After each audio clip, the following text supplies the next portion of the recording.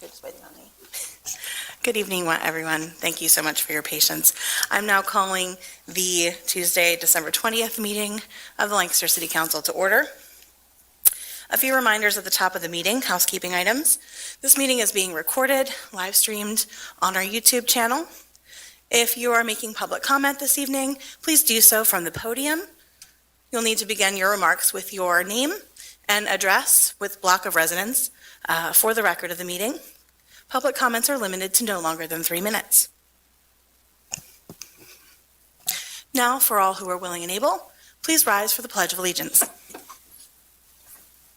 I pledge allegiance to the flag of the United States of America and to the republic for which it stands, one nation, under God, indivisible, with liberty and justice for all. Be seated.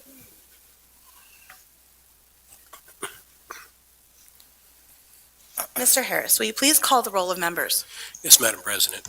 Mr. Ahmed. Here. Mr. Arroyo. Here. Mr. Calise. Here. Ms. Craig. Ms. Diaz. Here. Ms. Walsh. Here. And President Baker. Here. Councilor Craig is excused this evening. All right, our first item is approval of the minutes for December 13th, 2022. I'll hear a motion. Motion to approve. Second.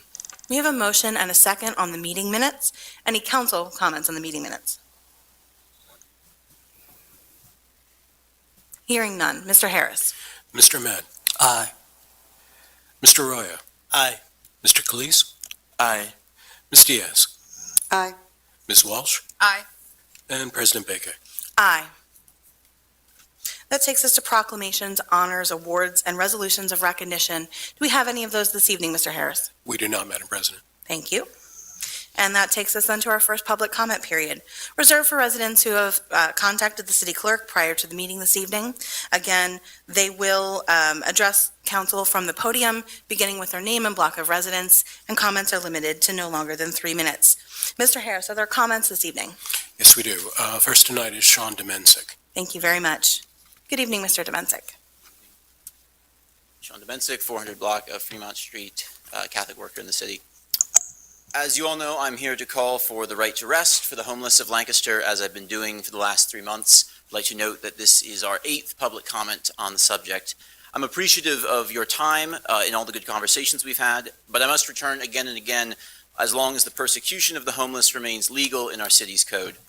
Being that the city will be observing the Christmas holiday in just 5 days, I'd like to offer some Christmas reflections on the subject. Christmas celebrates the birth of Jesus Christ, so let us begin with the historical account which we find in the Gospel of Luke, chapter 2. In those days, a decree went out from Caesar Augustus that the whole world should be enrolled.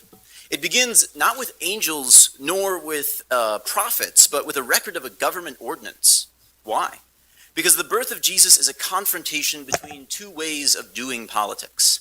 The same scriptures declare Jesus as Prince of Peace and the Son of God, but these were not new titles. Rather, they already belonged to the same Caesar who had demanded that all the world should be counted, cataloged, and dominated. Some subjects of the Roman Empire were surely deported, some had nowhere to go, some were doubtless punished by law enforcement for their state of homelessness. We see in Caesar the worldly way of human government. It is a way that begins with numbers, data, money, funding, growth, and empire. Even if this method is supposedly used for noble goals like reducing poverty or inequality, it is a political technique which measures its success by numbers and data-driven results. And yet it failed. The Roman Empire fell to ruins. During the Roman census, God became man. It was God, not Caesar, that restored the enormous dignity of human nature. Not human dignity in general, as a mere slogan, as a vague, abstract notion, but the dignity of every human person, especially those humans who are inconvenient, useless, unseemly, poor, or even those who are homeless. It is for this reason that Jesus was born homeless, to remind us that the unhoused are no less human for their condition. We read in verse 7 that the Mother of God wrapped him in swaddling clothes and laid him in a manger because there was no room for them in the inn. The gospel does not say whether the stable was private or municipal property, but if there was no room for them at the shelters in Lancaster, the gentle rest of Mary and her son would be a crime against the city code.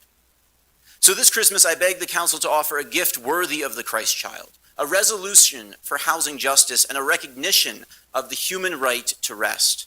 Let us rediscover the meaning of this season and see the image of God in those shivering tonight in Binns and Culleton. Let us hurry to the manger. Let us not delay. Let us be not stingy and Scrooge-like with our public parks, but generous with justice, made worthy of the joy of this great celebration of Christmas. Thank you for your time.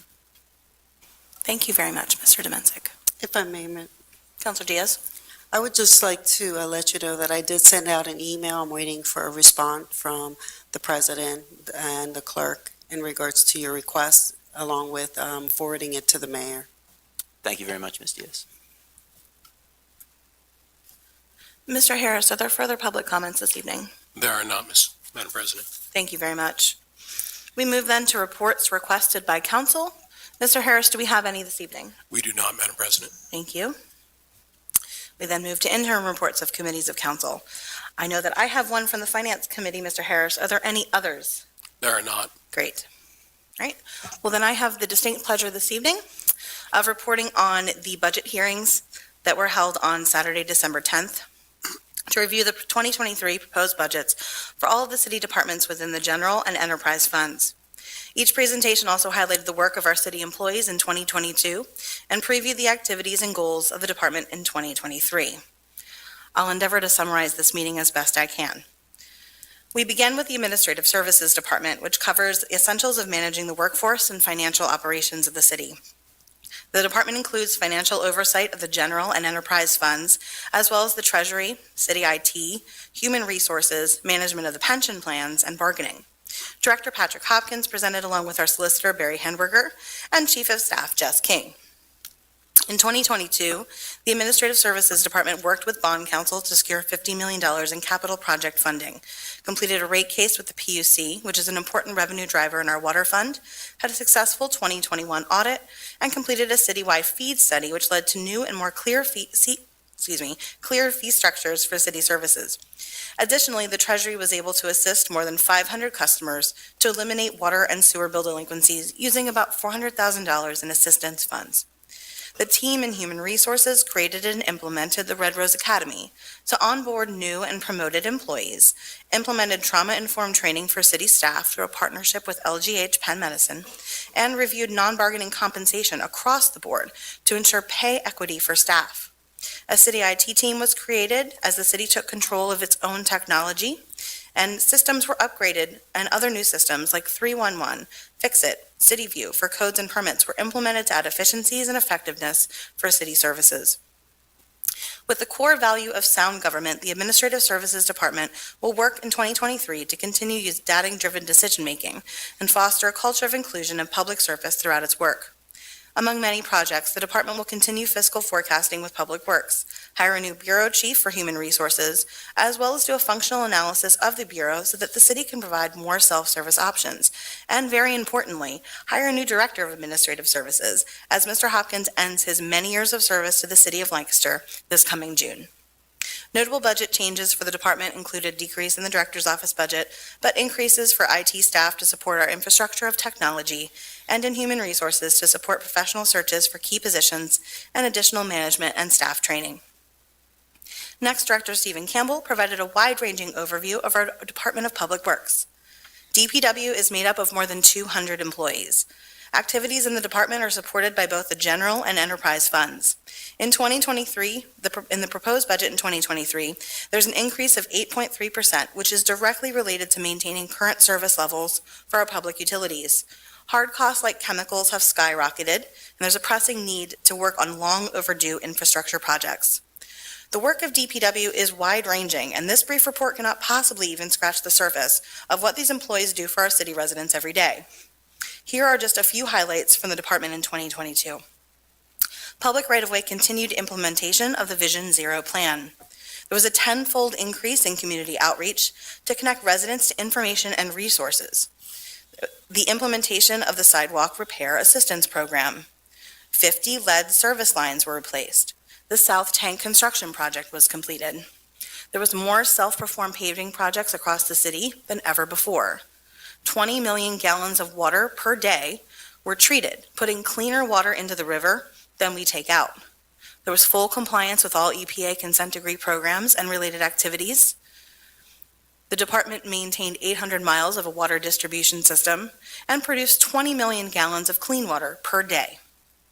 Notable projects and goals for DPW in 2023 will include growing bike lanes as part of our active transportation plan, expanding the sidewalk repair program, continuing initiatives that work toward our climate action plan goals, long-term capital planning as well as necessary preventative maintenance for our water and sewer systems, managing 62.3 million gallons of stormwater, planting over 350 trees, and increasing again self-performance of street paving.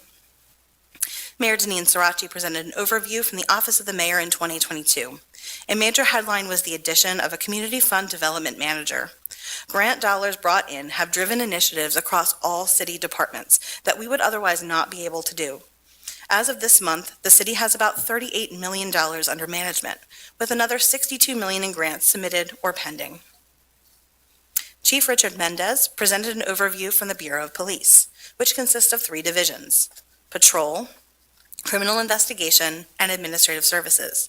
Since Chief Mendez was appointed in July, he has been able to choose all 3 captains, which highlights key staffing changes in the Bureau. In 2022, there were approximately 36,000 calls for service. 19 officers attended crisis intervention training, with more to come in the new year. All officers completed trauma-informed training, and the Bureau began the 30 by 30 initiative to have 30% of their recruiting class be female by 2030. Our police social worker interacted with over 600 people in 2022. The most common need, over 50%, is connection with mental health support. There were 64 Narcan saves in 2022 and 139 seized illegal firearms. This year, the Bureau worked to improve communications and continued to grow community outreach programs. I'll highlight one of many, the Police Athletic League, which has over 400 youth participants. In 2023, the proposed budget for the Bureau of Police includes a 2.6% increase, which is driven by salary and benefits cost, plus the replacement of 6 cruisers that had to be put on hold during previous years when there were vehicle shortages. A major focus in 2023 will be staffing and retention. There are 5 known upcoming retirements, and there are fewer applicants than ever. Chief Todd Hutchinson presented an overview from the Bureau of Fire. In 2022, there were 3,395 calls for service as of the date of that meeting, and the Fire Foundation had provided over 300 smoke detectors to residents. The Bureau hired 15 new firefighters in 2022, and in November, the East King Street Station, Station 3, was completed. The largest portion of the 2023 proposed budget for the Bureau of Fire is salaries and benefits. Additional initiatives for 2023 will be more training, full implementation of a Planet staffing schedule for added efficiency, and improvements to records management. Next, Director Milsey Carrasco provided an overview of the Department of Neighborhood Engagement. The department consists of 15 full-time and 2 part-time positions. 7 of those positions are fully grant-funded. The department oversees numerous city initiatives, such as the Love Your Block grant program, which awarded 23 projects in 2022. Additionally, the department leads the Neighborhood Leaders Academy, PACE Neighbors Program, the Lancaster Office of Promotion, and the Welcome Center. The total budget of the department is about $1.9 million, of which $1 million is supported by grants and sponsorships. This includes the budgets of all city events. Plans for 2023 include starting the Love Your Block program earlier in the year, expanded engagement on the Engage Lancaster platform, more community events driven by citywide engagement plan, expanded language access, and the development of a tourism master plan. Events continuing in 2023 include, but are not limited to, First Friday, Music Friday, Artist Alley, the Red Rose Run, Celebrate Lancaster, Welcoming Week, the Mayor's Tree Lighting, the Menorah Lighting, and many more. Finally, we heard from the Department of Community Planning and Economic Development. Director Chris Delfs presented. The department provides many important functions for the city under divisions of health, housing and community development, and land development and planning. In 2022, the department invested their time in training. Additionally, staff in the department worked on landmark legislative amendments like the lead hazard, rental property, and property maintenance ordinances. Other key accomplishments for the department in 2022 include the completion of over 2,500 systematic housing inspections, 760 complaint-based inspections, 601 food service health inspections, 201 housing social worker interventions, 48 lead remediations, 46 homes through the critical repair program, 18 land development applications, over 1,100 units of housing approved, 1,579 residential building permits improved, and over 4,700 people engaged in the comprehensive plan so far. In 2023, the department will implement the new housing codes with their inspection team, replenish and reestablish the Emergency Housing Displacement Fund, complete a community health needs assessment for the city, explore new state fund possibilities through the Whole Home Repair Program, and adopt the new comprehensive plan, among many other activities. Throughout these presentations, one thing was absolutely certain. It's that the employees across all departments of this city are hardworking and working hard to deliver services to our residents. Expenses across the board are up. The city is not immune to this, and the antiquated tax system that we must operate in means we have limited options to deal with it. However, the city is still leading the way in innovations that allow us to continue delivering essential services as well as those that our residents have come to expect without interruption. As always, the budget hearings offer an enlightening and deep dive into city operations, and it was my pleasure getting to hear from each department about their successes, challenges, and goals. This is the important human context to the 272 pages of budget that we have reviewed before this evening, and it is my hope that we can continue to support that work in the coming year. That concludes my report.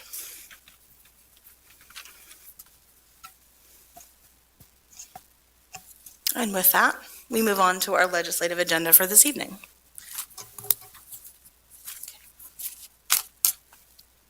All right. We begin with Administration Bill Number 2024. Mr. Harris. An ordinance of the Council of the City of Lancaster, County of Lancaster, Commonwealth of Pennsylvania, appropriating specific sums estimated to be required for the specific purposes of the city government hereinafter set forth during the year 2023, allowing for a severance provision, providing for the repeal of inconsistent ordinances, and providing for an effective date. I will hear a motion. Motion to approve? Second. We have a motion and a second. This is, of course, the 2023 budget. I do have a motion to make. I hereby make a motion to amend ordinance number 24 by amending the following line items in the general fund portion of the 2023 proposed budget. General fund reserves, other revenue section, line item number 1000004499000, reduced by $919 from $1,997,245 to $1,996,326,000, excuse me. General fund expenses, Mayor's Office, line item number 1101000610500, reduced by $919 from $96,705 to $95,786. My motion. Second. Second. Thank you. We have a motion and a second. I'd like to take a moment to briefly explain the motion. Council was provided with this information earlier today. The amendments to these particular general fund revenue and expense lines are needed to have the 2023 budget for the mayor's salary reflect the actual increase effective for 2023, which is per ordinance number 12 of 2021. The ordinance established the following requirements for the calculation of the mayor's salary on an annual basis beginning in 2023. Quote, for years commencing 2023 and thereafter, the mayor's salary shall be increased by the same percentage that salaries of members of the Pennsylvania General Assembly are increased, it being understood that salaries of members of the Pennsylvania General Assembly are increased according to the Public Official Compensation Law, the Act of October 19, 1995, as amended, related to providing for an actual cost of living adjustment, end quote. When the 2023 budget was introduced back on November 22nd, the percentage increase used to calculate the mayor's 2023 salary was not yet published by the Pennsylvania Bulletin. During the development of the budget, the percentage increase used was 8.8%, based on reported estimates of the increase that the members of the PA General Assembly would receive in 2023. When the final percentage was published in the Pennsylvania Bulletin on November 26, 2022, of which council has received an excerpt, it established the 2023 percentage increase at 7.7667%. With this percentage applied to the mayor's 2022 salary, it calculates to a 2023 salary of $95,786. The Pennsylvania Bulletin notice of this increase, again, was provided to members of council prior to tonight. This change lowers the mayor's salary line by $919 and lowers the use of fund balance reserves to maintain a balanced 2023 budget by the same amount. So we have a secondary motion. We'll take council comments on the motion to amend. If I may, Counselor, you're Councilor talking Diaz? about amending 24-2022 to include that, is that correct, in the budget? For 2023. Right, but I'm talking about the actual budget, which is 24-2022. Oh, I'm yes. going to confuse you. So this would be an amendment of the budget, which is Bill 2024, that decreases this line item, the mayor's salary, by $919 to reflect the actual percentage increase from a higher amount to a lower amount. Okay. Any other council comments on the amendment? From the public?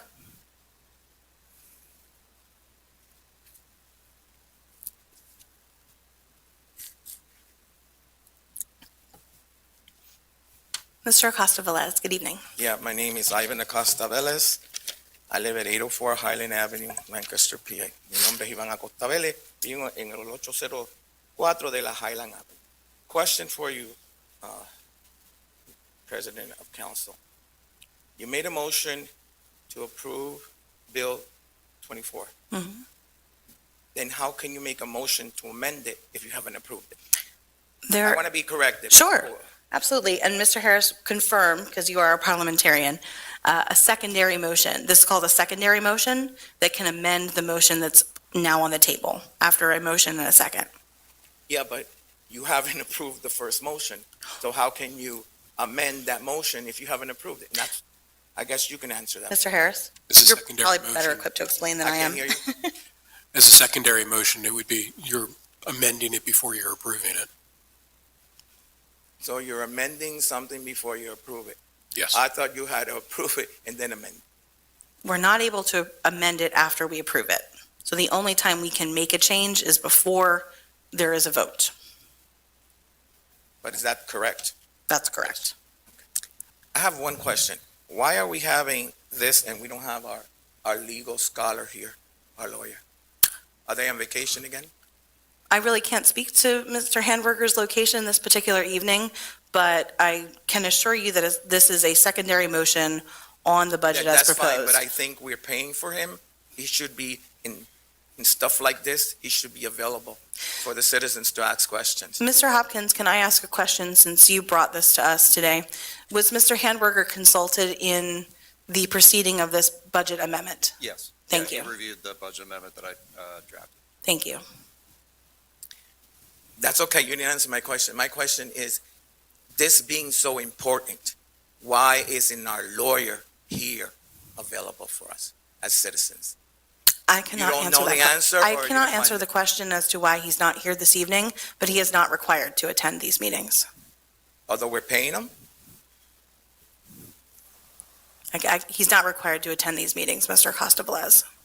Okay, that's nice to know. Are there further public comments on the motion to amend? At this time, if I may, President, is just regarding, I would like to make a motion, but I wanted to make sure that this particular amending is just particularly to add the actual amendment for the decrease. Is that correct? The motion that's on the table is to amend just those particular line items that I mentioned. Okay, thank you. Hearing no further comments on the motion to amend, Mr. Harris, the vote on the motion to amend. Mr. Ahmed? Aye. Mr. Arroyo? Aye. Mr. Cleese? Aye. Ms. Diaz? Aye. Ms. Walsh? Aye. President Beke? Aye. Thank you. We now go back to our original motion to approve Bill number 24 as amended. Any council comments on the bill? We're discussing 24-2022, right? Correct. Not 25-2022, is that correct? That's correct. We are on Bill 24. Thank you so much. Public comments on the bill.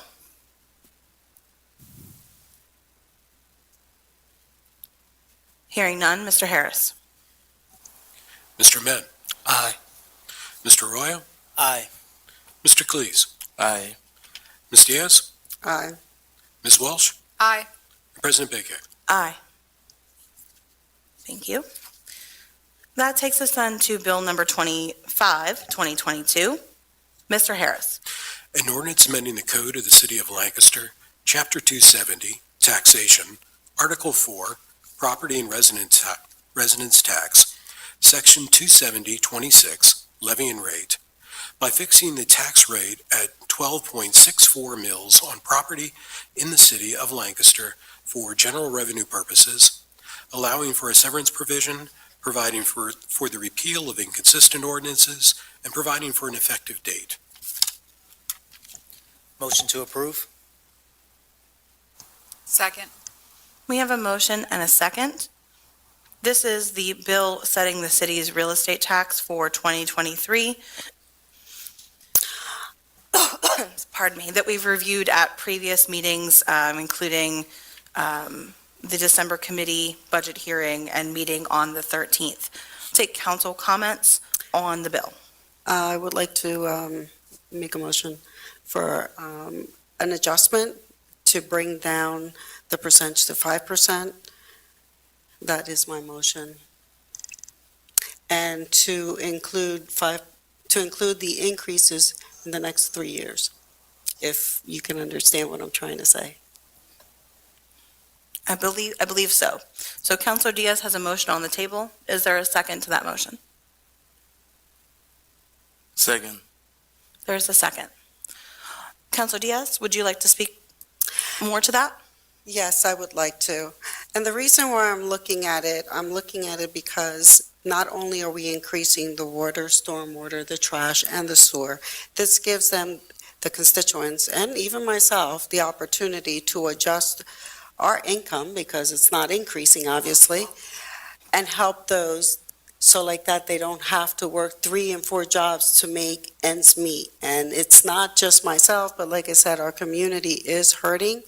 I see it every day where people are just not making it. So I figured if we can just make that adjustment and then just put the next 3 years increments added to it. That makes sense. Thank you, Councilor Diaz. A question for you on that regarding the millage rate and the percentage. Do you know what 5% is of that, just so that we are all discussing the same thing? Well, it's 8% according to the way it was brought to us at the budget meeting. So I'm looking at it as 5% in the next 3 increments in the next 3 years. 1% for each additional year.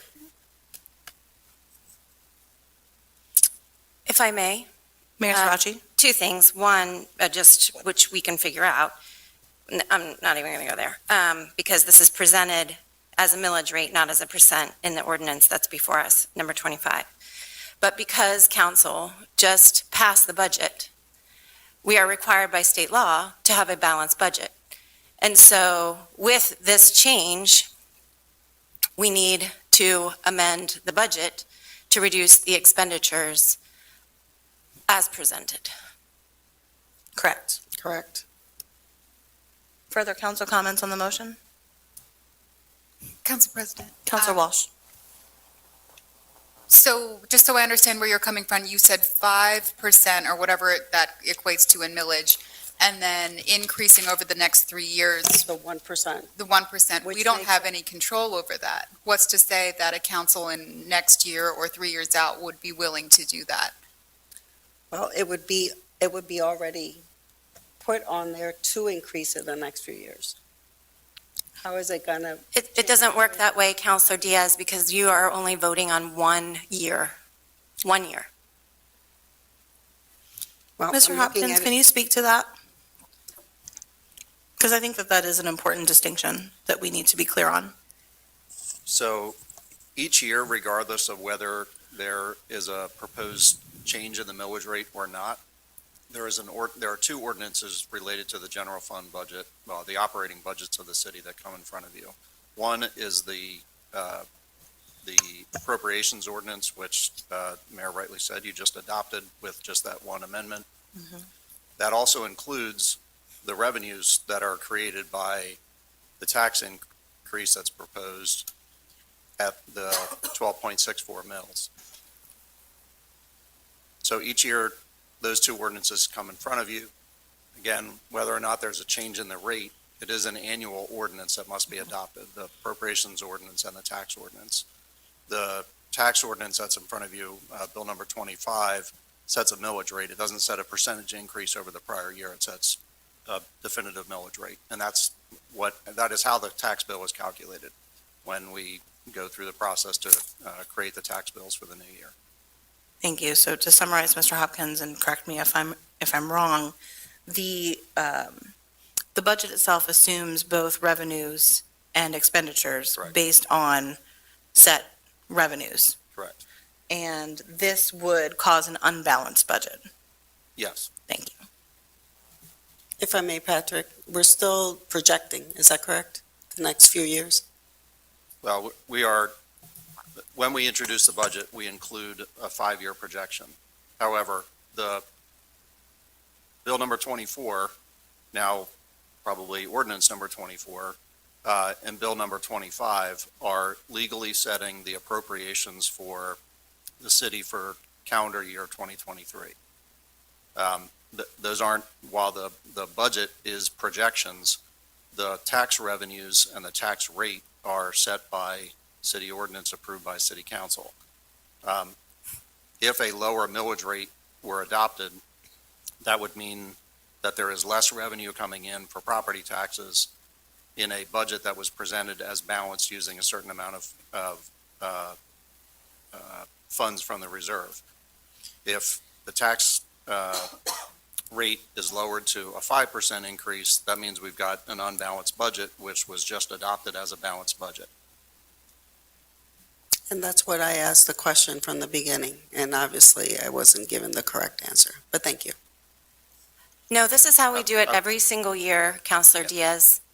Every single year, we have 2 pieces of legislation before council for the adoption of the budget. One is the budget, which we have the hearings for to review every line item with the expenditures and revenues laid out in detail in over 1,000 line items.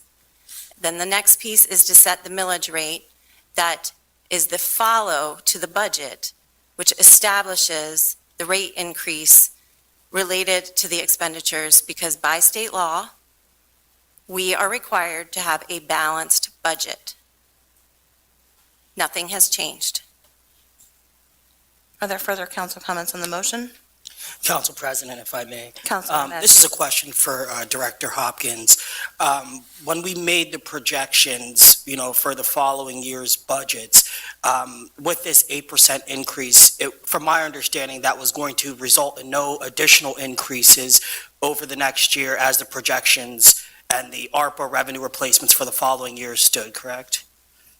Well, I guess the way I'd answer it is that the revenue, there is a property tax revenue line item in the general fund budget.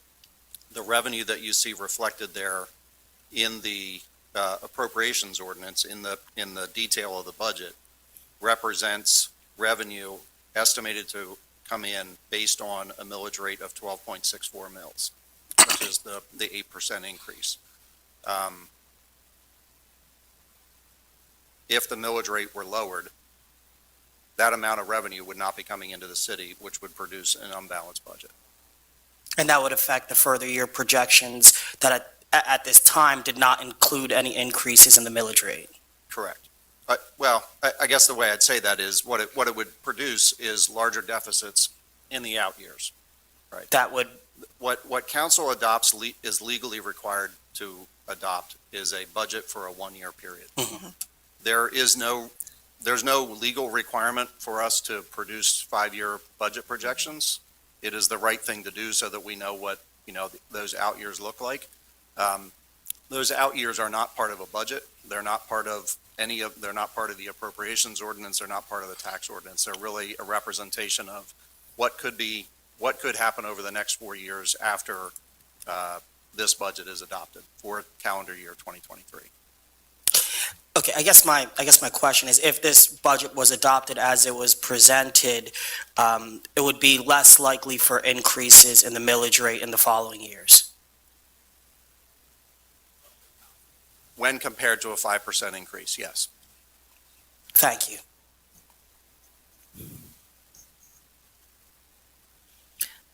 I will take public comments on the motion. Yeah. Oh, I'm sorry. Counselor Calicks. I Oh, didn't listen thank you, right Madam at I missed President. you.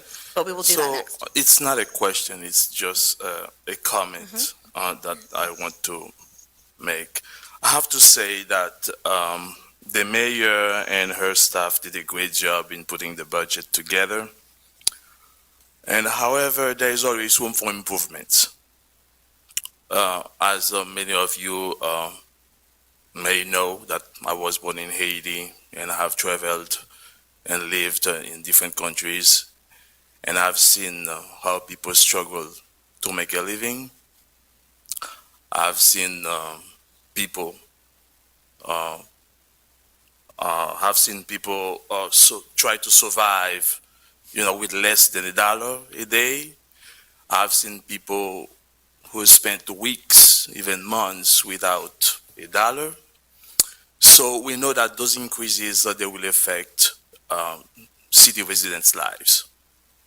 And I'm not against all the improvements proposed into the budget. And I understand that the infrastructures of the city are old. Some of them are old and need to be replaced. And however, these increases will be a burden for some people who don't have money.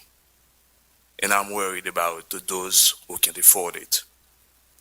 I hope that next time we do better, and we don't always have to agree, but we can always negotiate to find a common ground. Thank you. Thank you, Madam Counselor President. Calicks. I will open it up to public comment, but your reflection does I want to just express something while we're talking about this, because I do agree. In my opinion, and we can share this freely because we're all together here as council, that I have a deep understanding of the burden that this may cause, but also what will happen if we don't enact these changes now, and the larger burden that it will be next year or 2 years from now when we need to make those adjustments again, and we go back and we ask our taxpayers again to make those changes, and we haven't done this step now. It's not an easy answer, and I don't think anybody up here, anyone in the city, takes it lightly when we need to make these adjustments, and we've talked time and time again about the reasons why this system of taxation on our property owners and burden on our property owners is the only method for us to raise revenue in the city is untenable. But living in that reality means that we need to make good decisions now so that we're not faced with worse decisions later.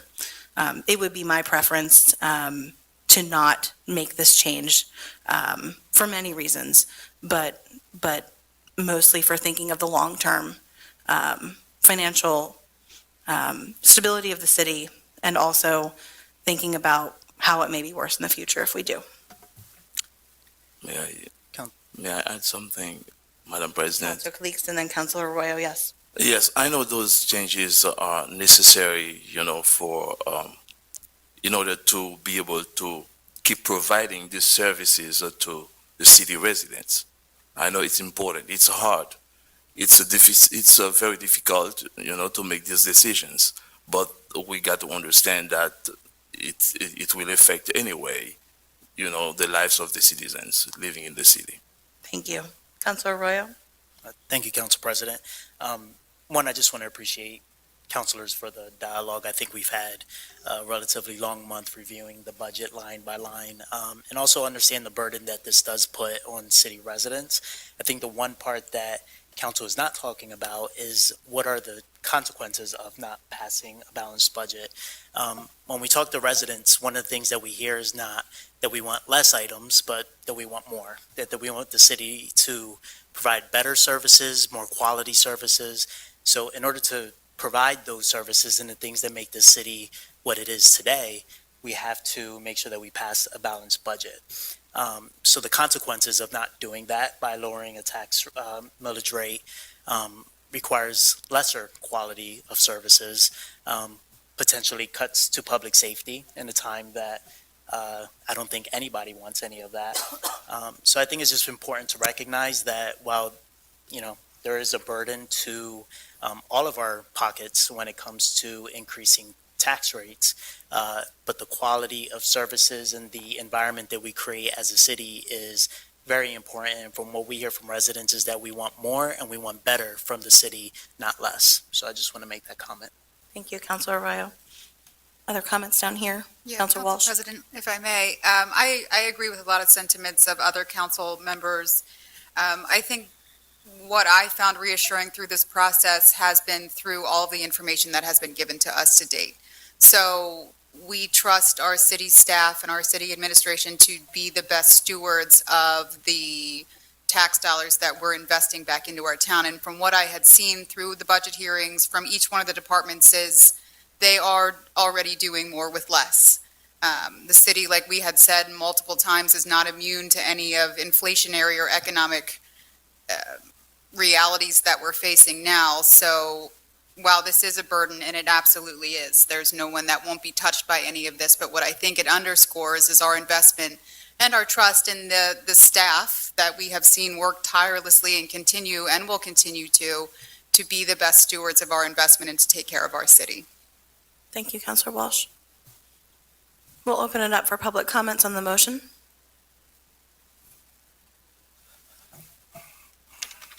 Every time someone questions to bring down the taxes, it's because of public safety.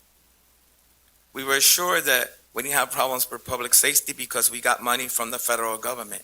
Why is it all the time you blame public? You already have the money for the police. You're putting the burden on the police or the fire department when there's other departments that you're raising the money in. Okay? It's not fair to them. Okay? It's not fair to the police department, and it's not fair to okay? I think one of the things is, it's wonderful that we have a great staff, but guess what? We didn't elect them council, we elected you council. And the same we elected you, we can unelect you. So I'm asking, look at it. It's gonna fall apart. The first table's gonna fall.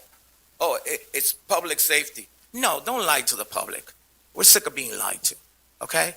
And you might be thinking you're doing a great thing, then we'll see you in the election box. Thank you. Thank you, Mr. Acosta-Velez. Further comments on the motion to amend? Mayor Morris, good evening. Good evening. Art Morris, 400 block West Chestnut Street. I don't think you have a choice. I understand it was backwards. It was done backwards. So once you pass the budget, you've got to set a tax rate that meets the budget. I just think Ms. Diaz should have, I understood your question about if we vote now, can we still do this? But it wasn't very clear the way you asked it. And I'm simply saying that. I think it's important to know that we have a city of haves and have-nots. And it's getting more that way each year. So you have a tough job. When you read the article in the paper today about Willow Valley, and the cost to buy those units are $600,000 to $900,000, and how much a year? I think $6,000 a month to stay in there. Only people that can live there are wealthy people, and that will drive the price of rentals up. So I stand before you to say I think it's wrong. I make no judgment on the tax burden. I understand the need at some point to raise taxes, but I think it's wrong to think that you can't cut some of the costs of a $71 million budget. You've already passed that now, so I understand that. I appreciate the comments from the councilor regarding the concern. I grew up in abject poverty. We were on rationing in England as a kid. We were very poor. My heart is with the poor people. And I think council could do a little better job of finding ways to reduce the cost to some degree. I understand the challenge. It's not easy. I appreciate the discussion and somebody raising questions, and the way you discuss it is in a decent, friendly way of doing business. But I think that should be applauded, that somebody at least raises the point, and I think you can do better. You can't sit here, you can't in any budget and say $71 million worth of cost. You can't reduce it somewhere? Really? Thank you, Mr. Mayor Morris. Ms. London, good evening. Good evening. Dana London, 200 block of North Broad Street. First of all, I wanted to say I understand you guys had a hard job. I understand. That's fine. I'm sure you probably did the best that you could. We did hit a pandemic, and we're still trying to come up out of a pandemic. So I understand taxes have to go up for property taxes. That's fine, but 8% is kind of steep. Mayor, you had on your website that the reason why we were having all these increases was because people were making more money. I don't get it. I don't see it. Where did you get them numbers from? It didn't make sense, because the people I know aren't making any more money. And that's what you have on your website. That's why we were doing these increases. I don't think it's fair. Taxes, fine. I can see 5%. That would be good, considering we're coming out of a pandemic. The other water stuff that we're not talking about right now, that's just crazy, because we're paying more for our usage than the county is, and we're trying to help them out. That just doesn't make sense to me. Thank you, Ms. London. Any further comments on the motion to amend? Hearing none. Mr. Harris, the vote on the motion to amend.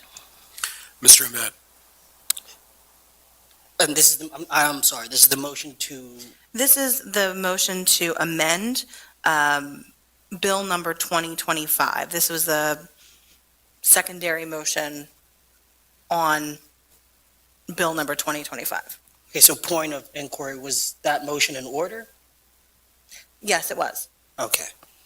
Nay. Mr. No. Roya, No. Mr. Cleese, No. Ms. Diaz, Aye. Ms. Walsh, No. President Beke. No. All right. The secondary motion has not passed. We return then to Bill number 2025 as presented, setting the city's real estate tax for 2023. Are there any further council comments on that motion? Council President, if I may. Councilor Ahmed. I just wanted to appreciate the dialogue that was given both from council and the concerns from the public. And I do want to assure concerned members of the public that, the future of this city will not come without advocacy for some of the changes we need in this, in the tax laws that are from the state. So I pledge to be the first person contacting state representatives and state senators on how we could work together to, give the city more revenue generating tools. And if afforded to serve the city in a long-term capacity, I pledge to continue to listen to the residents and, their concerns and make sure that, these decisions are made with their best interests in mind. I understand that, increases, it's a burden on everybody, but I just do want to appreciate the comments that were made and assure residents that, I'm going to continue the fight with Harrisburg to make sure that we have more revenue generating tools here in the city. Thank you, Councilor Ahmed.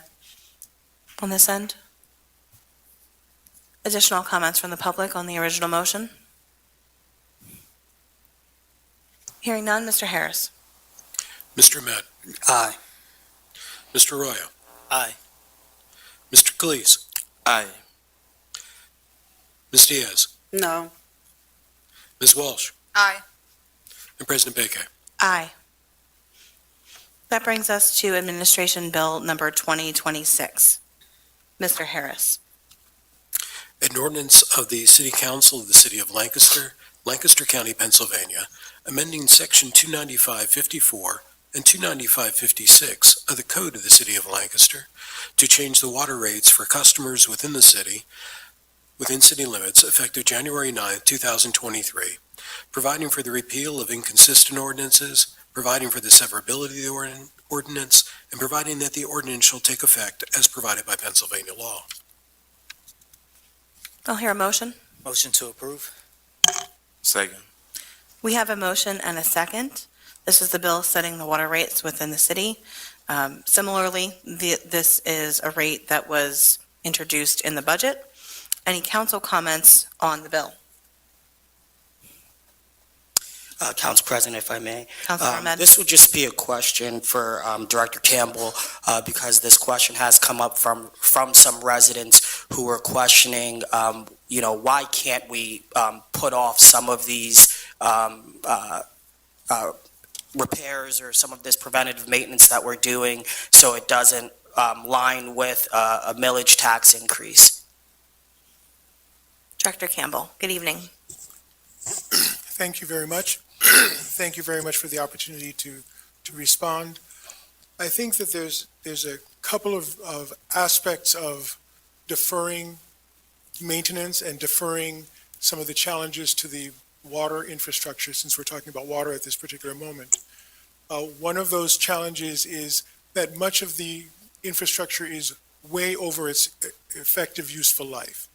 And one of the things we want to make sure we do is protect the continuity of providing safe drinking water to all residents at all times, to reduce the opportunity for there to be water main breaks or for there to be ruptures of that water infrastructure, and to ensure that we don't, under any circumstance, fall below the standards of water quality that we're required to maintain for the residents of the city. Can we defer further? At great risk. And it is not necessarily a calculable risk, but it is one that is, we have gone through to great pains to try to avoid by ensuring that we are replacing small amounts of the infrastructure so that we don't have a cataclysmic failure at certain times. The large diameter pipes that we're talking about, which would be capital improvements where we're seeking significant grant applications for, are improvements that would not affect the general fund in that respect. Those would be capital improvements, and we're hoping that much of that money can come to us as grant. But the issues that we're trying to address are a steel service line, which is already 20 to 30 years beyond its useful life, where we have already seen some of the ruptures in that system, and it is very expensive, which does often affect the operations budget. It is very expensive to do the repairs to try to keep the Band-Aids on that kind of an infrastructure. It is a calculus.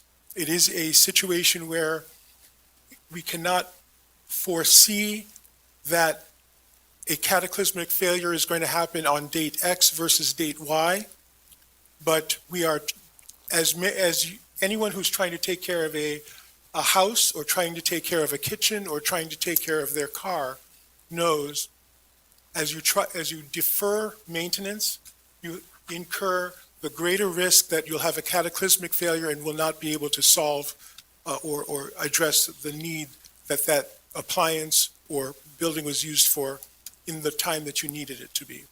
It also will affect many more people at a much more expensive rate than the rates that we're asking for. And I know that any increase is significant as far as anyone, especially who has difficulty making ends meet already. Every increase is significant. I ask that one consider that the cost of doing a significant repair is significantly greater than the cost of trying to prevent that repair being needed in the first place. Thank you. And I guess my follow-up question is, so any future preventative maintenance or any future investments that we want to make, can we kind of try to align them with grant funding that we're requesting or we receive so that it doesn't have to result in an increase? So that's asking two different kinds of questions, because most of the capital improvements are not related to the general fund, except when we're doing repairs and/or trying to address ongoing operations and maintenance of that infrastructure. This is the first year that we, as city, have been able to see our way clear to make applications for grant funding for capital improvements. Partly that is because ARPA money has been made available, and Build Back Better money has been made available, the sources of which had not been available in the past. So historically, with perhaps maybe very, very rare and very small exceptions, we have not had access to grant funding for capital improvements. This year is very, very different, and the advantage that the grant funding provides us is the ability to get more, if we receive it, to get more of that capital improvement done and thereby burden significantly less the general fund in terms of repairs and the general fund in terms of short-term capital outlays. Thank you. Thank you, Director Campbell. Further council comments on the motion? Council President, Councilor Walsh. what has been made clear to me over the past year, and I think Director Campbell has said it best, that there are grant funds available, and they have been very aggressive in moving forward with applications.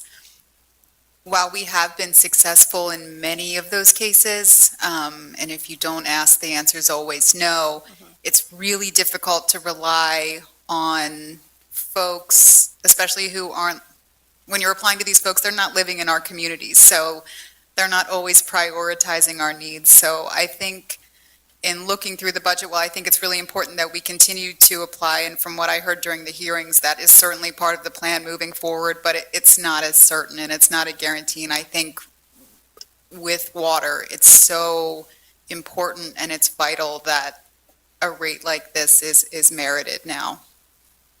Thank you, Councilor Walsh. Thank you. We'll take comments from the public on the bill.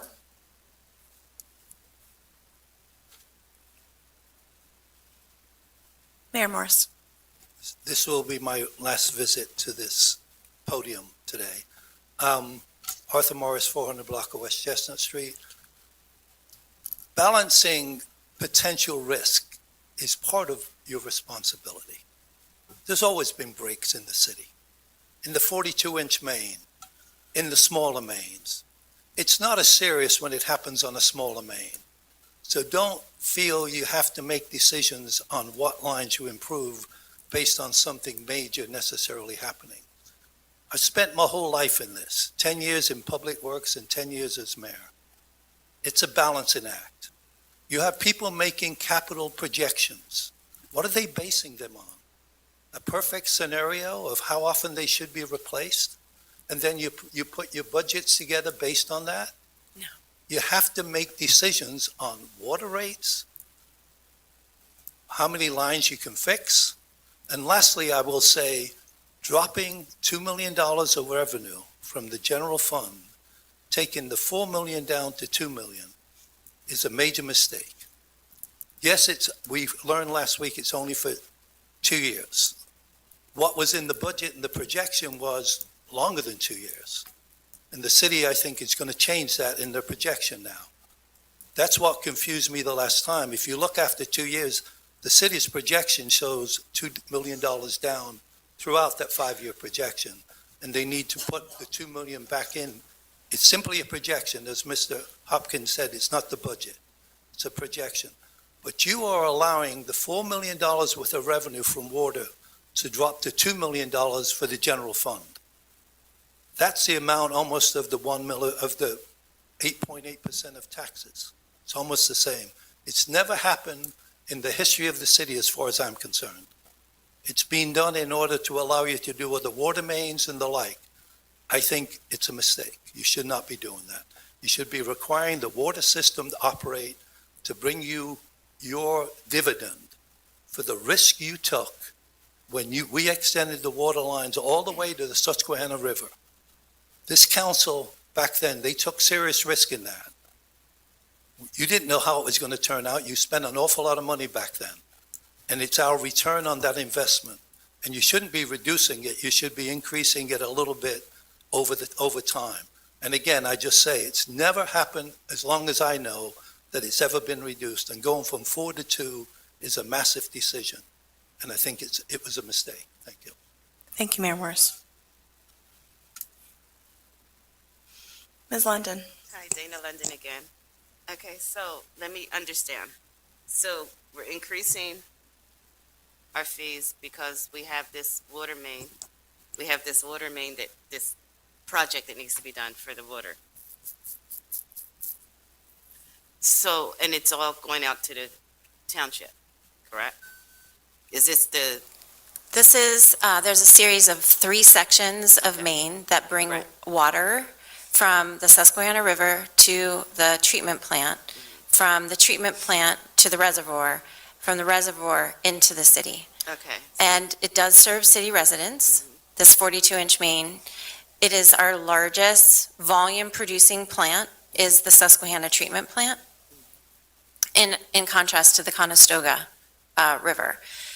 Those 2 plants generate 36 million gallons of water every day for city residents, as well as outside city customers.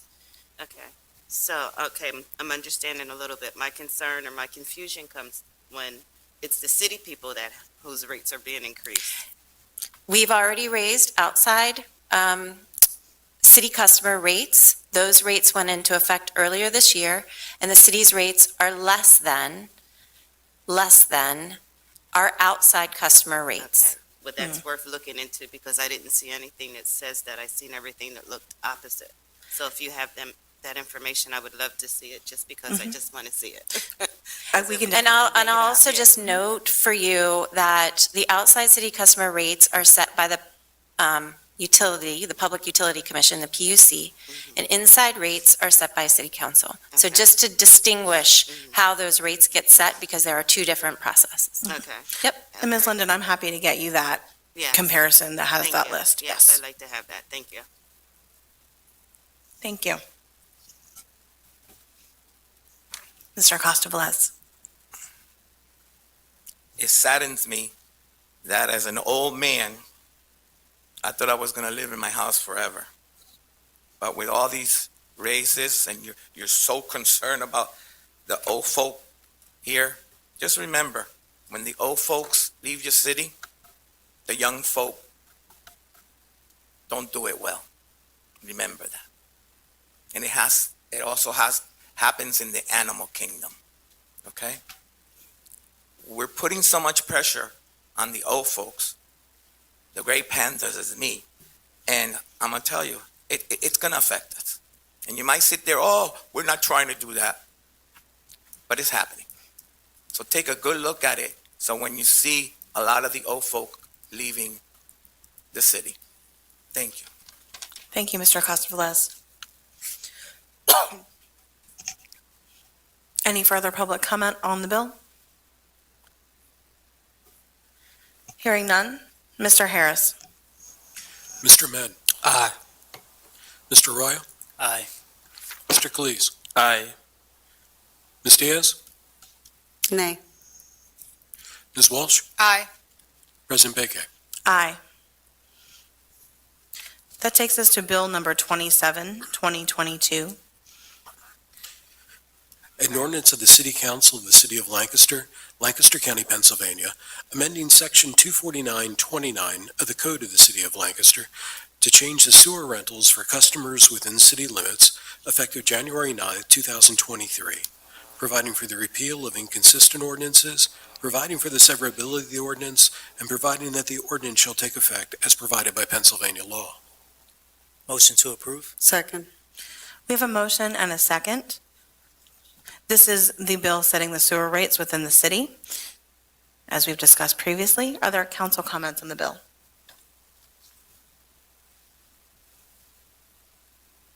Comments from the public? Hearing none, Mr. Harris. Mr. Ahmed. Aye. Mr. Royo. Aye. Mr. Cleese. Aye. Ms. Diaz. Aye. Ms. Walsh. Aye. And President Baker. Aye. Next is Administration Bill Number 2028-2022. Mr. Harris. An ordinance of the City Council of the City of Lancaster, Lancaster County, Pennsylvania, establishing appropriations for $4,500,000 of American Rescue Plan Act proceeds received in 2022, providing for the repeal of inconsistent ordinances, providing for the severability of the ordinance, and providing that the ordinance shall take effect as provided by Pennsylvania law. Motion to approve. Second. Second. We have a motion and a second. This is the bill that allows us to appropriate the planned amount of American Rescue Plan Act funds for our 2022 budget, the year that we're in currently. We'll take any council comments on the bill. Council President, Councilor Walsh. I have one question. I was curious as to the total allocation for the ARPA dollars. How much has been set aside for revenue replacement? Mr. Hopkins, I don't have those numbers in front of me, but I know we've talked about them. Do you have them handy for the future years? It's 6 something, but I can't remember. I'm just going to go through them with, so the 2021, which was the first year that we had an approval, it was just short of $4.1 million, $4,084,000, I think it was. This year, $4.5 million. This year, I'm sorry, being the 2022. In the 2023 and 2023 budget includes a use of $6 million. And the projection for use of ARPA dollars in 2025 would also be $6 million. And I'll just note that on the City of Lancaster website, /ARPA, there's a table with all of the expenditures to date, as well as each of the grantees related to affordable housing. So anytime you want to refer to that, that's available publicly. Thank you very much. Thank you, that's helpful. Thank you. Other council comments from the public? Hearing none. Mr. Harris. Mr. Ahmed. Aye. Mr. Royo. Aye. Mr. Cleese. Aye. Ms. Diaz. Aye. Ms. Walsh. Aye. And President Baker. Aye. That takes us to item B on our agenda this evening, which are resolutions, beginning with Administration Resolution Number 93. Mr. Harris.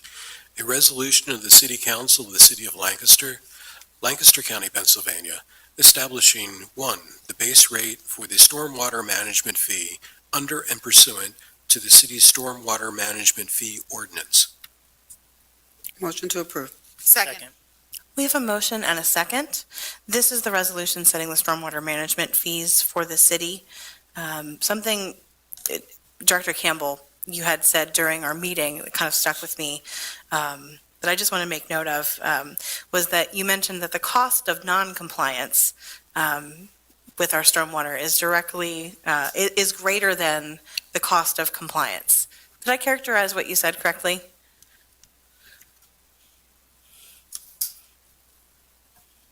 Thank you again for the opportunity to speak with you. For the most part, yes, that is correct, because we have, the city of Lancaster is relatively vulnerable to stormwater and water events, and we are subject to a consent decree, which we are tackling right now, trying to figure out the most financially appropriate ways to address the needs that DEP has imposed upon us. The extent to which we have a successful green infrastructure program that had been started almost a decade ago is a huge part of how we can most successfully manage that stormwater. Is it everything? No, it is not. But the cost of being able to continue to maintain and take care of infrastructure that reduces our flooding events, reduces the opportunities where we have intersections that are overcome with water during some of these water events, and to be able to manage some of the stormwater as it comes down our variety of streets in lesser events is over time significantly less expensive than the more cataclysmic event that we may need to address. And when I say cataclysmic, I'm not suggesting that this is New Orleans and Katrina that we're likely to encounter. But our infrastructure, our other infrastructure, roadway infrastructure, et cetera, is also damaged when we are not able to maintain our water, our stormwater infrastructure, and the extent to which we are in compliance with the DEP requirements, and the extent to which we can keep our future investment in that river modest and quote-unquote affordable is in part contingent upon the extent to which we have successfully operating green infrastructure. Thank you. I appreciate that context. Council comments on the resolution? Comments from the public? Hearing none. Mr. Harris? Mr. Ahmed? Aye. Mr. Arroyo? Aye. Mr. Cleese? Aye. Ms. Diaz? Aye. Ms. Walsh? Aye. And President Beke. Aye. And that takes us to resolution number 94. Mr. Harris? A resolution of the Council of the City of Lancaster amending the schedule of fees and charges for solid waste and recycling services provided by the city's contractor to owners of residential properties and owners of opt-in properties to become effective January 1st, 2023. Motion to approve. Second. We have a motion and a second. This is the resolution setting the solid waste and recycling fees for 2023. Council comments on the resolution?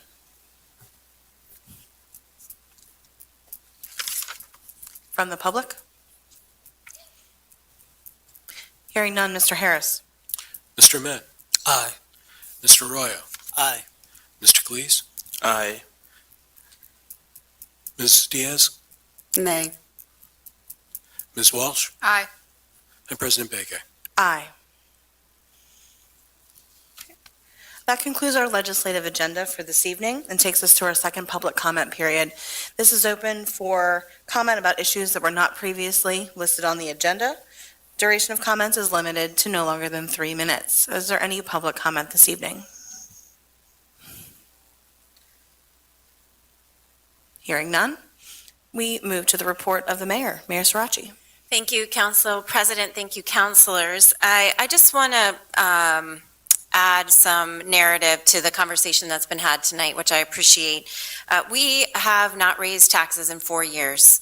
That is the longest duration of time that we haven't raised taxes since at least 2006. So I just want to set that on the table to demonstrate the commitment that my administration and our department directors have made to address spending over time. You recall that in the midst of COVID, we furloughed staff, we made took extraordinary steps in the uncertainty of COVID, and we also we suspended various services as well. And that had an impact, and we definitely lost time in the advancement of things that were related to critical repair, our lead program, health inspections for our restaurants. You'll recall that we suspended street sweeping for a period of several months. And so I continue to invite council. This is a process that began over a month ago. And until tonight, I had no awareness that there was effort to propose an amendment to reduce the increase in taxes from 8% until 5%. At no time were any issues raised with me or any of the directors during a 7-hour meeting in terms of other questions that were not answered. I invite proposals from counselors for how we can address our expenses over time. You all have the budget, and I look forward to that work. I will tell you that already our team is working on the 2024 budget because there are even harder decisions to come. It is one thing to raise taxes, and it is a significant lift that you made tonight and commitment to the city and city residents. It is another to say that we are both raising taxes and cutting services. And that future is not far off. There are other decisions that we are going to need to make related to our assets and how we potentially monetize those assets. There are decisions to make about staffing levels. And the reason why public safety gets called out is not because we do not support any one of us on this dais, support our police or fire, but it is 60% of our budget. And we need to be mindful that our entire property tax revenues that we collect do not cover the expenses of public safety.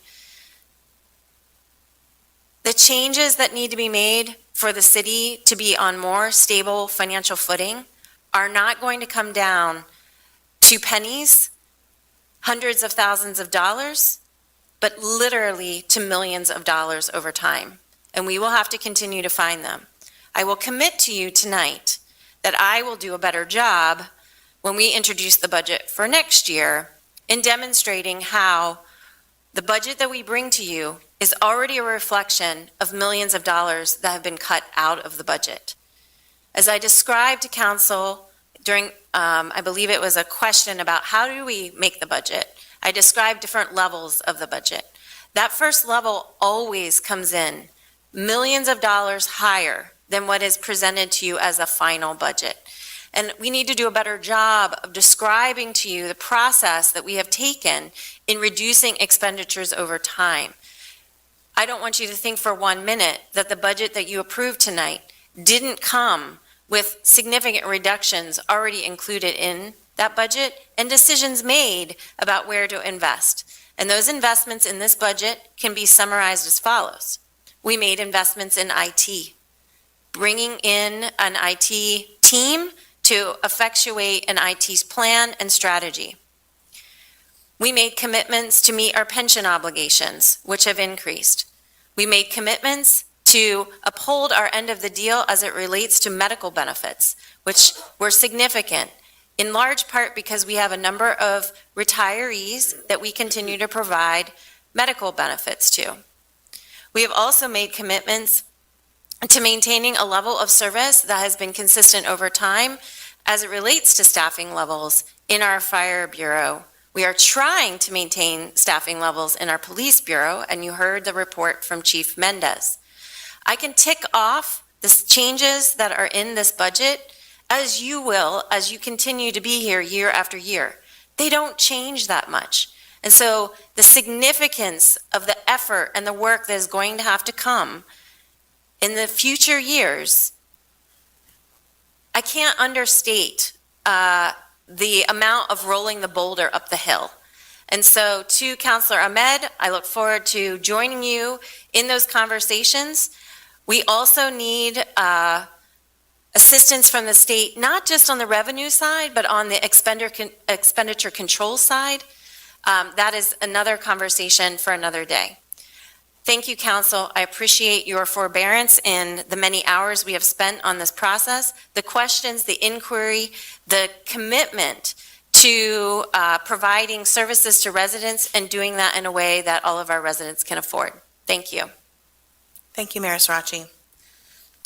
That takes us to the report of President of Council. I have a brief report this evening related to changes to committee assignments. Earlier this evening, I sent to Mr. Harris a list of committee assignments that I will read to you now that will be reflected in our first committee meeting of 2023. For the Personnel Committee, the chair will be Councilor Calixte, and it will consist of Councilor Walsh and Councilor Ahmed. For the Finance Committee, the chair will be Councilor Ahmed, and it will consist of Councilor Craig and Councilor Diaz. For Economic Development, Councilor Arroyo will chair that committee, and it will consist of Councilor Ahmed and Councilor Craig. For Community Planning, Councilor Craig will be the chair, and it will consist of Councilor Arroyo and Councilor Calixte. For Public Works, the chair will be Councilor Walsh, and the committee will consist of Councilor Calixte and Councilor Diaz. For Public Safety, the chair will be Councilor Diaz, and it will consist of Councilor Walsh and Councilor Arroyo. That concludes my report for this evening. That takes us to the report of, council comments. Are there council comments this evening? If I may, President. Councilor Diaz? I have sent out several emails from constituents that have asked for ordinance changes and questions regarding disability. I would appreciate, and I know that it's been very busy, but I would really appreciate a response from the president and from the clerk as soon as possible so I can respond to my constituents. Duly Thank you. noted. That's all I Thank you, have. Councilor Diaz. Additional council comments? Hearing none and being at the conclusion of this evening's business, I'll hear a motion to adjourn. Motion to adjourn. Second. We have a motion and many seconds. All in favor? Aye. Aye. We are adjourned. Thank you so much.